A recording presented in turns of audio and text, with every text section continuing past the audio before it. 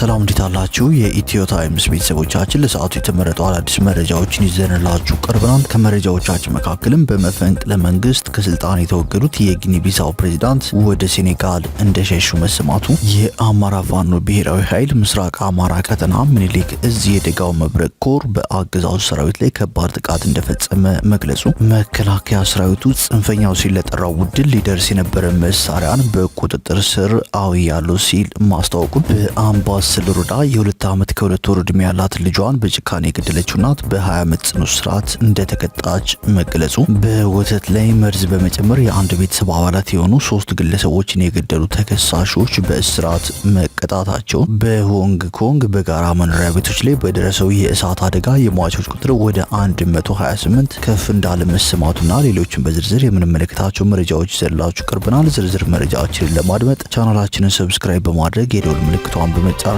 መረጃውን ለብዙዎች እንዲዳረስ ላይክ በማድረግ እስከ መጨረሻው አብራችሁን ቆዩ።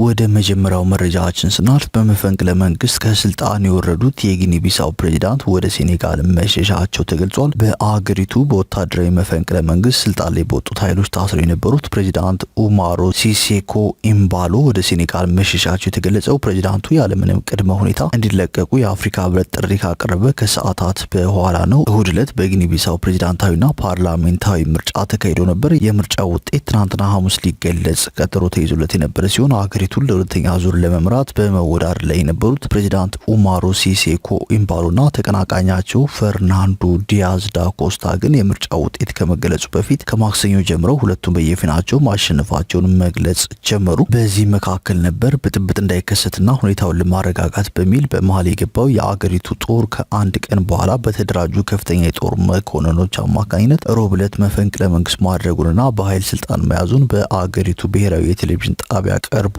የገለጸው መፈንቅለ መንግስቱ የተመራው በራሳቸው በፕሬዝዳንት ኡማሮ ሲሴኮ ኢምባሎ የግል ጠባቂና የአገሪቱ የፕሬዝዳንታዊ ዘብ ዋና አዛዥ በነበሩት ጄኔራል ዴኒስ ንካና ሲሆን ፕሬዝዳንቱ በመጨረሻም ፕሬዝዳንት ኢምባሎንም ተቀናቃኛቸው ፈርናንዶ ዲያዝንም በቁጥጥር ስር በመዋል ማሰሩንም አስታውቋል። በመጨረሻም ከፍተኛ ወታደራዊ ቡድኑ በትናንትናው ዕለት ጄኔራል ሆርታን ታመን የአገሪቱ መሪ አድርጎ መሾሙን የገለጸ ሲሆን እርሳቸውም ለቀጣይ ለ1 ዓመት የአገሪቱ መሪ ሆነው ለማስተዳደር ቃለ መሃላ ፈጽመዋል። በዚህም በጊኒ ቢሳው በመፈንቅለ መንግስት በኃይል መንበረ ስልጣኑን በተቆጣጠሩት ወታደራዊ መኮንኖች ከረቡ ጀምሮ በእስር ላይ የቆዩት ፕሬዝዳንት ኡማሮ ሲሴኮ ኢምባሎ ያለምንም ቅድመ ሁኔታ እንዲፈቱ የአፍሪካ ህብረት ጥሪ ካቀረበ በኋላ በአሁኑ ሰዓት ተለቀው ወደ ሴኔጋል መሸሻቸው ታውቋል። የአገሪቱ የቀድሞ ገዢ ፖርቹጋል፣ የምዕራብ አፍሪካ መንግስታት ኢኮኖሚክ ኮሚሽን፣ የአፍሪካ ህብረትና የተባበሩት መንግስታት በጊኒ ቢሳው የተካሄደው መፈንቅለ መንግስት የአገሪቱን ህገ መንግስት የሚጥስ መሆኑን በመግለጽ በአገሪቱ ህግና ስርዓት ወደ ነበረበት እንዲመለስና የሲቪል መንግስት እንዲቋቋም ሁሉም አካላት ወደ ንግግርና ውይይት እንዲገቡ በማሳሰብ ላይ ይገኛሉ።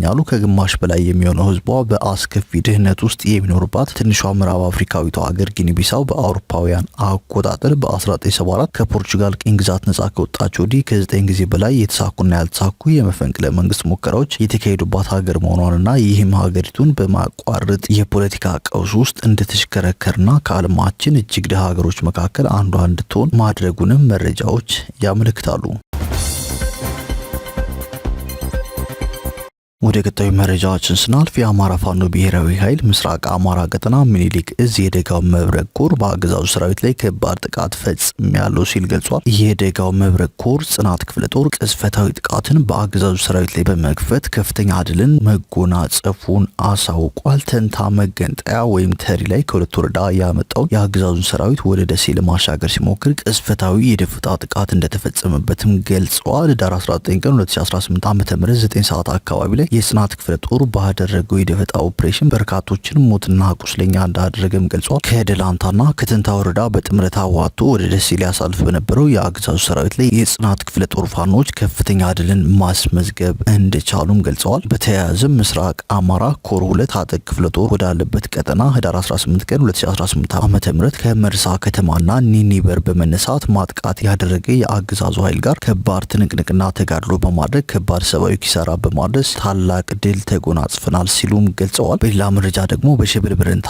ከኋላ ደጀኑ ህዝባችን ጋር ሰፊ ውይይት አካሂደናል ሲል የአማራ ፋኖ ብሔራዊ ኃይል ገልጿል። የአማራ ፋኖ ብሔራዊ ኃይል ምዕራብ አማራ ቀጠና ቴዎድሮስ እዝ 201ኛ ኮር 64ኛ ክፍለ ጦር በሸበል በረንታ ወረዳ አራጤና አካባቢው ቀበሌ የሚገኙ የኋላ ደጀኑ ህዝባችን ጋር ሰፊ ውይይት አድርገናል ሲል ገልጸዋል። በ64ኛ ክፍለ ጦር አመራሮች በሸበል በረንታ ከኋላ ደጀኑ ህዝባችን ጋር በተካሄደው የውይይት መድረክ ደጀኑ ህዝባችን የአማራ ህዝብ ትግል ያለበትን ወቅታዊ ሁኔታና የአገዛዙ ሰራዊት በአማራ ህዝብ ላይ እያካሄደ ያለውን ትግል በተመለከተ ሰፋ ያለ ግንዛቤ ተሰጥቷል ሲል የአማራ ፋኖ ብሔራዊ ኃይል ገልጿል። ይህ በእንዲህ እንዳለም ለጽንፈኛው ሲል ለጠራው ቡድን ሊደርስ የነበረ መሳሪያ በቁጥጥር ስር ውሏል ሲል የፌዴራል መከላከያ ሰራዊት ገልጿል። ጽንፈኛውን ሲል የጠራውን ቡድን ለማስታጠቅ መነሻው ባህር ዳር መድረሻውን ደግሞ ደሴ ለማድረግ በሰሌዳ ቁጥር አማ 31439 ቅጥቅጥ አይሱዚ መኪና ድሽቃ በቻንሲው በስውር በማሰር ተጭኖ በመጓዝ ላይ እንዳለ ከነ ግብረ አበሮቹ የብሔራዊ መረጃና ደህንነት በቀጠናው ከሚገኘው የእዙ መሐንዲስ ክፍል ጋር በመተባበር በቁጥጥር ስር እንዲውል አድርገዋል ሲል የፌዴራል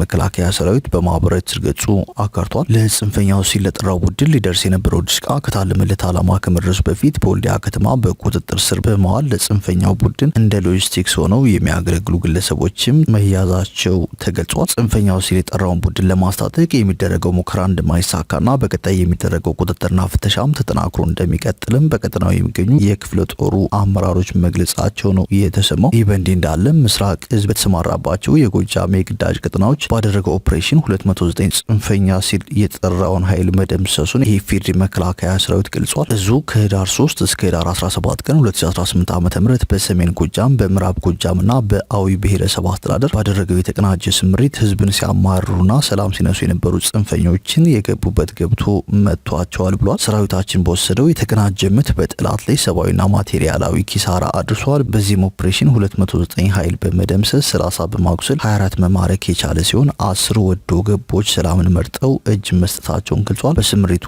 1 ፒኬኤም ወይም መትረየስ፣ 48 ኤኬኤም ወይም ክላሽ፣ 62 የቃታ መሳሪያ፣ 3 ቺቺ፣ 5 ቦምብ፣ 8 ሽጉጥ፣ 4 የመገናኛ ሬዲዮ፣ ቱሪያ ስልክ፣ 1250 የተለያዩ ጥይት ተተኳሾች ሲማረኩ በተለይም 1 ድሽቃ፣ 6 መትረየስ፣ 3 ስናይፐርና በርካታ ተተኳሽም ማውደም ተችሏል ሲል የኢፌዴሪ መከላከያ ሰራዊት ገልጿል። በሌላ በኩል ደግሞ የኮሩ የሰራዊት አባላት በአማራ ክልል ምስራቅ ጎጃም ዞን የሰላም ጠንቅ በሆነው ጽንፈኛ ሲል በጠራው ቡድን ላይ እርምጃ በመውሰድ ዘላቂ ሰላምን ማጽናት የሚያስችል ግዳጅ እየፈጸመ እንደሚገኝ የስድስተኛ እዝ ዋና አዛዥ ሜጀር ጀነራል ብርሃኑ ጥላሁን ተናግረዋል። ሜጀር ጀነራል ብርሃኑ ጥላሁን ከእዙ ከፍተኛ አመራሮች ከዞንና ከወረዳ ከፍተኛ የስራ ኃላፊዎችና ከጸጥታ አካላት ጋር በመሆን የተለያዩ መሰረተ ልማቶችንና አካባቢዎችን በመመልከት ሰራዊቱን እንዳበረታቱ ገልጸዋል።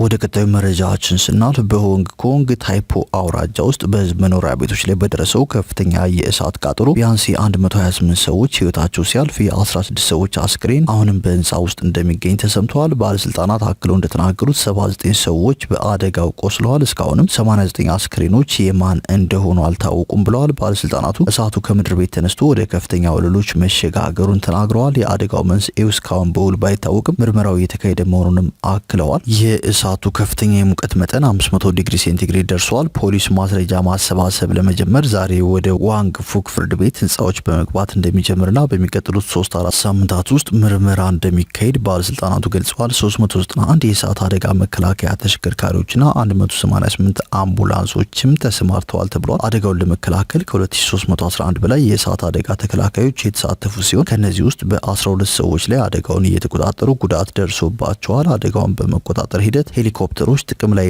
አልዋሉም ያሉት ባለስልጣናቱ የአየር ላይ የውሃ ጠብታዎች በህንፃዎች ውስጥ የሚነሱ የእሳት ቃጠሎችን ለማጥፋት ውጤታማ አይደሉም ብሎ እንደሚያምኑ ተናግረዋል። ሰው አልባ አውሮፕላኖችም ጥቅም ላይ እንዳልዋሉ ተሰምቷል።